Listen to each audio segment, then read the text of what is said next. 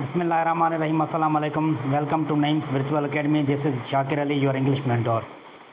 गुज़रियल lecture में पाण noun जा टाइप्स पढ़ियासीं पए, जंहिंमें पाण कॉमन नाउन ऐं प्रॉपर नाउन पढ़ियोसीं ऐं उन्हनि मां कहिड़े क़िस्म जी एरर्स अची सघनि थियूं उहे बि पढ़ियोसीं।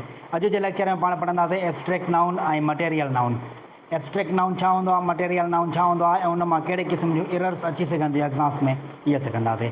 पोइ टाइम खे बचाईंदे अचो पाण पंहिंजे टॉपिक जी तरफ़ हलूं था पिया। अॼु जो पंहिंजो टॉपिक आहे एब्स्ट्रैक्ट नाउन, जंहिंखे सिंधी में चयो वेंदो आहे इस्म-ज़ात। हिन मां तव्हांखे खोड़ सारा लफ़्ज़ अची वेंदा ज़हन में, पर तव्हां इहा ॻाल्हि सोचो त डेफिनेशन वग़ैरह जेका हूंदी आहे असांखे किथां बि मिली सघे थी, असां पंहिंजी बि ठाहे सघूं था पिया। पोइ डेफिनेशन ते फोकस करण जी ज़रूरत न हूंदी आहे, बसि सिर्फ़ु कॉन्सेप्ट क्लियर थिए त एब्स्ट्रैक्ट नाउन जो कॉन्सेप्ट असां जंहिं नमूने सोचे सघूं था त उहो मां तव्हांखे सम्झायां थो कॉन्सेप्ट कीअं आहे एब्स्ट्रैक्ट नाउन जो। एब्स्ट्रैक्ट चइबो आहे उन खे जेका शइ असां जंहिंखे टच न करे सघूं, ॾिसी न सघूं, सिर्फ़ु ऐं सिर्फ़ु असां उन खे महसूसु करे सघूं। माना सिंपली चइजे त कैन बी फेल्ट। माना अहिड़ी शयुनि जा नाला, हे बेसिकली हूंदा नाला आहिनि, छो जो नाउन जो टाइप आहे न, त अहिड़ो नालो जेको सिर्फ़ु ऐं सिर्फ़ु असां महसूसु करे सघूं उहो एब्स्ट्रैक्ट नाउन हूंदो आहे, जेको असांजो तसवुरु हुजे, हिकिड़ो ख़्यालु हुजे। हाणे बसि तव्हां सिंपली चओ था नेम ऑफ आइडिया, त इहो असांजो एब्स्ट्रैक्ट नाउन आहे। बाक़ी हुए तव्हां इन खे कैटेगराइज़ कंदा वे त क्वालिटी जो नालो अलॻि आहे, स्टेट जो नालो अलॻि थी वेंदो, वरी एक्शन जो नालो अलॻि थी वेंदो। बसि इन ते वञण जी ज़रूरत न आहे, बसि सिर्फ़ु तव्हां ईअं सोचो त नेम ऑफ आइडिया हिकिड़े तसवुर जो नालो हूंदो आहे, हिकिड़े ख़्याल जो नालो हूंदो आहे। मिसाल जे तौरु अगरि मां चवां गुरबत, हाणे गुरबत असांखे हिकु त नज़र कोन ईंदी आहे, ॿियो गॾोगॾु असां उन खे टच कोन था करे सघूं पिया, सिर्फ़ु ऐं सिर्फ़ु महसूसु करे सघूं था पिया। हाणे गुरबत छा आहे, हिकिड़े तसवुर जो नालो आहे। सिंपली बसि तव्हां ईअं ई सोचो। अहिड़े नमूने वरी हिन जो उबतड़ि ठाहियो, गुरबत जो छा थी वेंदो, अमीरी। हाणे इंग्लिश में अगरि हिननि जी असां चऊं त गुरबत खे चवंदासीं पॉवर्टी या पुअरिटी। पुअरिटी बि अॼुकल्ह मॉडर्न इंग्लिश में हिन जो वर्ड इस्तेमालु थिए थो पियो। अमीरी खे चऊं त रिचनेस। बसि तव्हां ईअं हाणे सोचो त जेके एडजेक्टिव मां नाउन ठहंदा आहिनि या वर्ब मां नाउन ठहंदा आहिनि न, उहे मोस्टली असांजा एब्स्ट्रैक्ट नाउन हूंदा आहिनि। उहे कीअं ठहंदा आहिनि उहो हिकिड़ो अलॻि टॉपिक आहे, बाद में पढ़ी वठंदासीं। बसि हिन वक़्तु इहो सोचो त एब्स्ट्रैक्ट नाउन हिकिड़े तसवुर जो नालो हूंदो आहे, हिकिड़े ख़्याल जो नालो हूंदो आहे। जेका चीज़ असांखे नज़र न अचे ऐं टच में न करे सघूं, सिर्फ़ु ऐं सिर्फ़ु महसूसु करे सघूं, उहो असांजो एब्स्ट्रैक्ट नाउन हूंदो आहे। तक़रीबन दोस्तनि खे ख़बर हूंदी आहे। बाक़ी तव्हां हिन जहिड़ा ॿिया एग्ज़ाम्पल्स तव्हां पाण हासिलु करे सघो था, मेटा खां, यूट्यूब खां, डीपसीक खां, कोई बि तव्हां सॉफ्टवेयर यूज़ करे सघो था पिया। हाणे पाण सिर्फ़ु इहो सिखूं था त इन मां एरर्स कहिड़े क़िस्म जी ईंदियूं आहिनि, एग्ज़ाम पॉइंट ऑफ व्यू जी नज़र सां हिन खे पाण पढ़ूं था पिया। नंबर पहिरीं पॉइंट आहे त जेका एग्ज़ाम पॉइंट ऑफ व्यू सां हूंदी आहे, उहो हूंदो आहे आर्टिकल यूज़ेज। हाणे तव्हां इहा ॻाल्हि ज़हन में यादि करे छॾियो त एब्स्ट्रैक्ट नाउन सां गॾु आर्टिकल यूज़ न थींदो आहे, पर एग्ज़ामिनर छा कंदो आहे, एग्ज़ामिनर असांखे कोई आर्टिकल यूज़ करे असांखे ॾेई छॾींदो आहे त असांजो पढ़ियल न हूंदो आहे, असां उहो ग़लति करे वेही रहंदा आहियूं। हाणे ॾिसूं था कीअं एग्ज़ामिनर अहिड़े क़िस्म जो सेंटेंस ॾेई सघे थो, आई फील द हैप्पीनेस। हाणे हिते तव्हां ॾिसो, हैप्पीनेस असांजो जेको आहे इहो एब्स्ट्रैक्ट नाउन आहे। छो जे ख़ुशी हिकिड़े ख़्याल जो नालो आहे। असां ख़ुशी खे टच कोन था करे सघूं, न को असां उन खे ॾिसी सघूं था, सिर्फ़ु ऐं सिर्फ़ु महसूसु करे सघूं था, त पोइ हे असांजो एब्स्ट्रैक्ट नाउन आहे। हाणे एब्स्ट्रैक्ट नाउन सां छा थियो आहे, आर्टिकल इस्तेमालु थी वियो आहे। हाणे रूल जे मुताबिक़ इंग्लिश ग्रामर जो रूल आहे त आर्टिकल हिन सां गॾु इस्तेमालु नथो थी सघे, बग़ैर आर्टिकल जे असां इस्तेमालु कंदा आहियूं इहे। हाणे हैप्पीनेस, हिन में जेका एरर आहे उहा असांजी एरर इहा आहे त हे जेको द आहे इहो असांजो हितां ख़तमु थी वेंदो। आई फील हैप्पीनेस माना मां ख़ुशी महसूसु करियां थो पियो, त हिते असांजो द ग़लति आहे। पोइ एग्ज़ामिनर अहिड़े क़िस्म जो सेंटेंस ॾेई करे असांखे चवंदा त हिन में एरर जेको आहे डिटेक्ट कयो ऐं तव्हां उनखे सही कयो, या सेंटेंस करेक्शन में अची वेंदो आहे, त पोइ असांजो पढ़ियल न हूंदो आहे, असां सम्झंदा आहियूं बिल्कुलु सही आहे, हिन में ग़लती न आहे, पर बेसिकली ग्रामर जे रूल जे मुताबिक़ इहा ग़लती आहे। या वरी ईअं हूंदो आहे त the honesty is the best policy. हाणे इन में आर्टिकल इस्तेमालु कयो वियो आहे। आर्टिकल कहिड़ो, द। हाणे हिन खे मां हिते दी पढ़ियो, लेकिन हिते असां हिन खे द पढ़ियो। इहो अलॻि टॉपिक आहे त इन खे दी किथे पढ़िबो आहे ऐं द किथे पढ़िबो आहे, इहो पाण कंहिं ॿिए वीडियो में इनशाला कवर कंदासीं। हाणे ॾिसो, हिते ई आर्टिकल इस्तेमालु थियो आहे, लेकिन हितां वारो आहे नाउन असांजो ऑनेस्टी, यानी कि ईमानदारी जेका नज़र न ईंदी आहे, सिर्फ़ु ऐं सिर्फ़ु महसूसु कबी आहे, त असांजो एब्स्ट्रैक्ट नाउन। हाणे हिन सां गॾु आर्टिकल इस्तेमालु थियो आहे। हिते भी आर्टिकल है पर हिते आर्टिकल जो ताल्लुक इन एडजेक्टिव सां इन करे इहो आर्टिकल इते बिल्कुलु सही आहे। लेकिन जेको हिते शुरूआति में आयो आहे दी ऑनेस्टी, हिते इहो असांजो आर्टिकल ग़लति आहे। हुजणु छा खपे, आर्टिकल ख़तमु करे honesty is the best policy, माना ईमानदारी हिकु सुठो कमु आहे या सुठो अमल हूंदो आहे। ठीकु आहे। हाणे हे ॾिसो, हे छा आहे, हिकिड़े क़िस्म जो प्रोवर्ब आहे, हिन में असां इहो इस्तेमालु कयो आहे। पर तव्हां सोचींदा हूंदव त किथे किथे इस्तेमालु थींदो आहे आर्टिकल, पोइ उहे कुझु अहिड़ा हिकिड़ा फ्रेज़िस आहिनि जंहिंमें थी सघे थो पियो। हाणे मिसाल कयो, हिकिड़ो एग्ज़ाम्पल वठूं था पाण, ऑलवेज़ स्पीक द ट्रुथ, हमेशह सच ॻाल्हायो। हाणे ट्रुथ हिते छा आहे, असांजो इहो बि एब्स्ट्रैक्ट नाउन आहे, छो जे असांखे सच नज़र न ईंदो आहे, सिर्फ़ु महसूसु करे सघूं था त हे ॻाल्हि सची आहे, माना हिन में सचाई आहे। जंहिं शइ में सचाई हुजे हुनखे पाण सच चवंदा आहियूं। त हे असांजो बिल्कुलु हिते करेक्ट आहे। हिन सां गॾु आर्टिकल द जेको आहे बिल्कुलु सही आहे।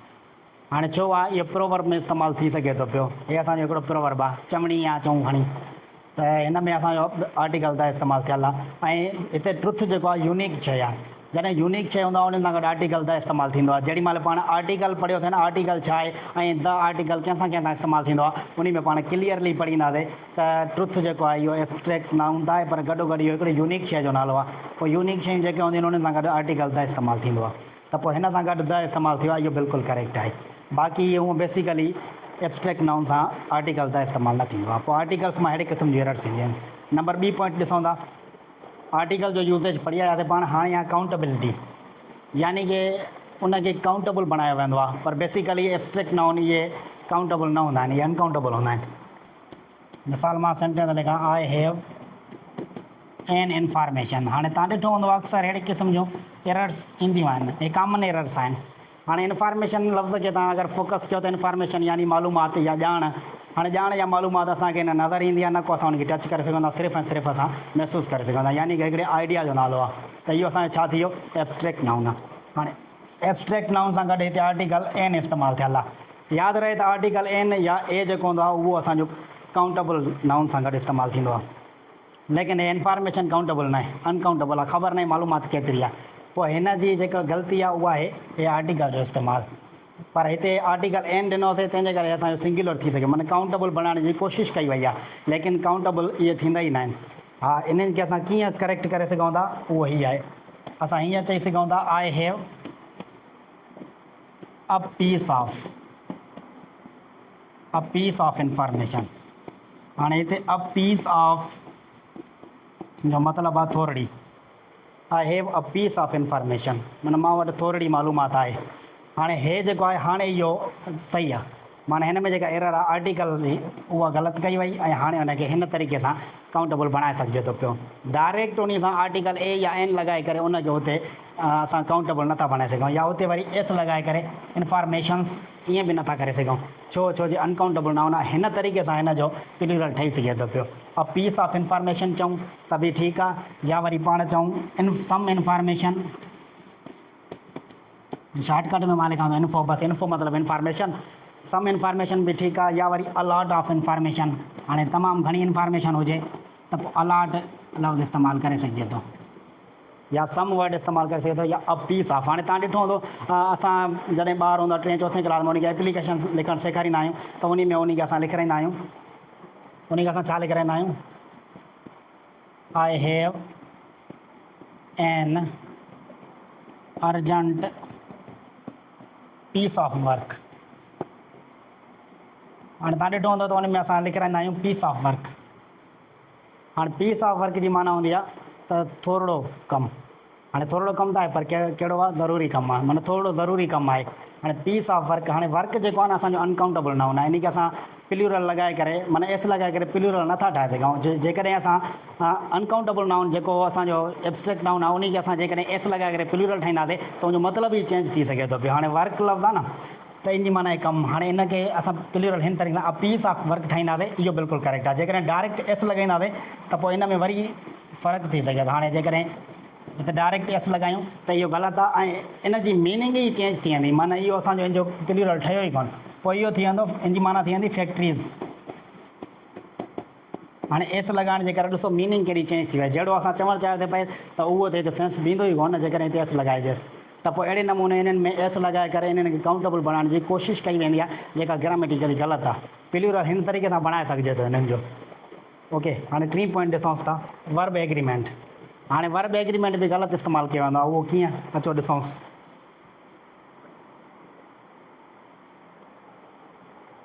मिसाल ईअं करे सघिजे थो सेंटेंस,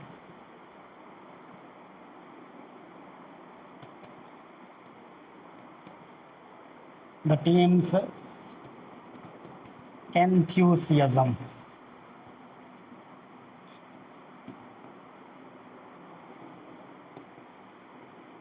आर हाई।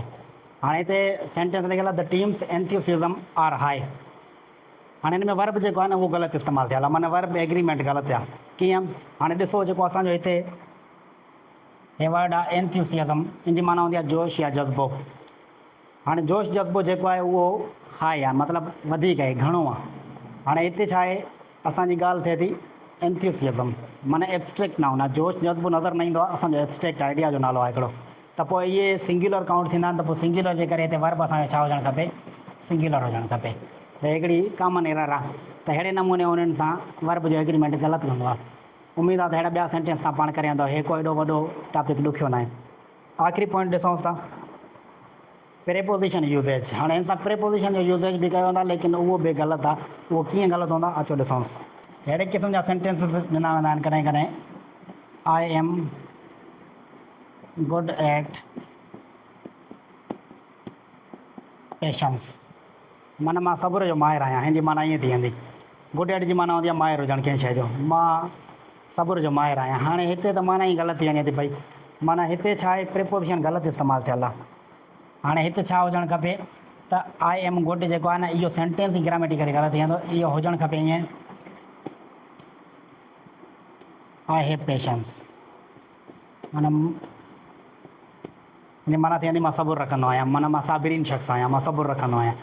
हाणे हिते ॾिसो हिन में प्रेपोज़िशन इस्तेमालु नथो करे सघिजे इस्तेमालु, त पोइ हे जेको एट इस्तेमालु कयो आहे प्रेपोज़िशन, इहो एब्स्ट्रैक्ट नाउन सां बिल्कुलु ग़लति आहे। अहिड़े नमूने इहो सेंटेंस थींदो ई कोन्हे, ऐं हिन जो इहो सेंटेंस जो जेको सेंस आहे उहो बि ग़लति थी वेंदो आहे। पोइ अहिड़े नमूने असां इस्तेमालु करे सघूं था पिया। अहिड़ियूं एरर्स घटि हूंदियूं आहिनि, पर थी सघे थो किथे मथां अहिड़े क़िस्म जो को सेंटेंस अची वञे त तव्हांखे अहिड़ो आइडिया हुजणु खपे। इहो हुयो असांजो एब्स्ट्रैक्ट नाउन, ऐं उन मां कहिड़े क़िस्म जूं एरर्स अची सघनि थियूं उहे पाण डिस्कस कयूंसीं। हाणे अचो त पाण हलूं था हिकु ॿिए टॉपिक जी तरफ़, मटेरियल नाउन। नाउन जो हिकु ॿियो टाइप हूंदो आहे मटेरियल नाउन। हाणे जीअं त नाले मां ई ज़ाहिर आहे मटेरियल, माना जंहिंखे पाण का शइ चऊं, ठीकु आहे, पर सिंपली जिन्स। हाणे सिंधी में जो नालो हूंदो आहे इस्म जिन्स, ठीकु आहे, जिन्स मथां लिखियलु आहे इस्म जिन्स। हाणे मतिलबु मटेरियल यानी की अहिड़ी का शइ जंहिंमां ॿी शइ ठाहे सघिजे, सिंपली बसि। डेफिनीशन्स तव्हांखे ज़्यादा मिली वेंदियूं, तव्हां किथां बि सर्च कयो, मां डेफिनीशन ते फोकस कंदो ई न आहियां। बसि असांजो कॉन्सेप्ट क्लियर थिए, ॻाल्हि ख़तमु आहे। माना डेफिनीशन मतिलबु रटो, ऐं मां रटे जे तरफ़ न वेंदो आहियां। हाणे मटेरियल जो नालो हुजे, मटेरियल में मेटल थी सघे थो पियो, माना कोई धातु आहे, मिसाल जीअं गोल्ड, सिल्वर, कॉपर, अहिड़ा तव्हां ॿिया बि ठाहे सघो था पिया। अहिड़े नमूने वरी फैब्रिक जो नालो बि हूंदो आहे, यानी कि माना जंहिंमां कपिड़ो ठहे, कहिड़ी थींदी आहे, कॉटन, वूल, माना कपह ऐं तक़रीबन साॻी ॻाल्हि आहे, या सिल्क माना रेशम। पोइ अहिड़ा मटेरियल जा नाला जंहिंमां ॿियूं शयूं ठाहे सघिजनि। हाणे गोल्ड यानी सोन मां केतिरियूं शयूं ठहियलु हूंदियूं आहिनि, तव्हां पाण ॾिठो हूंदो, मुंडी ठहे थी, माना जेके ज़ेवरात हूंदा आहिनि ज़्यादातर सभु सोन जा ठहंदा आहिनि। चांदी जा बि ज़ेवरात ठहंदा आहिनि, थांव बि ठहंदा आहिनि, गॾो गॾु कापर मां असांजूं तारूं ठहंदियूं आहिनि बिजली वग़ैरह जूं। काटन इन मां कपिड़ो ठहे थो पियो, ऐं वूल इन मां ई कपिड़ो ठही वञे थो पियो। गॾो गॾु वूल मां माना हिकिड़ी पशम हूंदी आहे जंहिंमां जानवरनि जी खल वग़ैरह अचे, उन मां वरी ॿियूं शयूं बि ठहंदियूं आहिनि चमड़े मां। सिल्क इहो बि इन मां कपिड़ो ठहंदो आहे, रेशम आहे, रेशम जा कपिड़ा ठहंदा आहिनि। हाणे हे तक़रीबन दोस्तनि जो पढ़ियलु हूंदो आहे त हे मटेरियल आहे, ऐं यादि रहे त मटेरियल नाउन जेके हूंदा आहिनि न, इहे बि अनकाउंटेबल हूंदा आहिनि। हाणे असां इहे ॾिसूं था हिन में एरर्स कहिड़े क़िस्म जी ईंदियूं आहिनि, जेके एग्ज़ाम पॉइंट ऑफ व्यू सां हूंदो आहे न, असां उन ते फोकस कयूं था। हीअ तक़रीबन दोस्तनि जो पढ़ियलु हूंदा आहिनि, माण्हू 5-6 में डेफिनेशन जो रटो हणी करे पढ़ी आयो आहे, ख़बर आहे, लेकिन एरर्स कहिड़ी क़िस्म जी अची सघनि थियूं जिते असां कन्फ्यूज़ थी सघूं था, उन शइ जी ख़बर न आहे। पोइ हिते असांजो मक़सदु इहो आहे त जेके एग्ज़ाम पॉइंट ऑफ व्यू सां असांखे ग़लतियूं ईंदियूं आहिनि, एरर्स ॾिनियूं वेंदियूं आहिनि, असां उहे डिस्कस कयूं, उहे सिखूं त जीअं असांजा कॉन्सेप्ट क्लियर थी वञनि। हाणे ॾिसूं था त मटेरियल नाउन मां कहिड़े क़िस्म जी एरर्स ईंदियूं आहिनि। हाणे मटेरियल नाउन मां बि छा थींदो आहे, आर्टिकल जो यूज़ेज ॾिनो वेंदो आहे। बेसिकली इन सां आर्टिकल जो यूज़ेज थींदो ई न आहे, माना आर्टिकल सां गॾु इस्तेमालु न थींदो आहे। अचो कुझु एग्ज़ाम्पल्स ॾिसूं था। हाणे मिसाल हुजे sentence I have many words. हाणे बेसिकली हिते जेको सेंटेंस में मक़सदु आहे उहो इहो चयो वञे थो त मां वटि केतिरी काठ आहे। हाणे बेसिकली काठ लफ़्ज़ ऐं वुड्स लफ़्ज़ हूंदो ई कोन्हे, वुड लफ़्ज़ हूंदो आहे जंहिंजी माना हूंदी आहे काठ।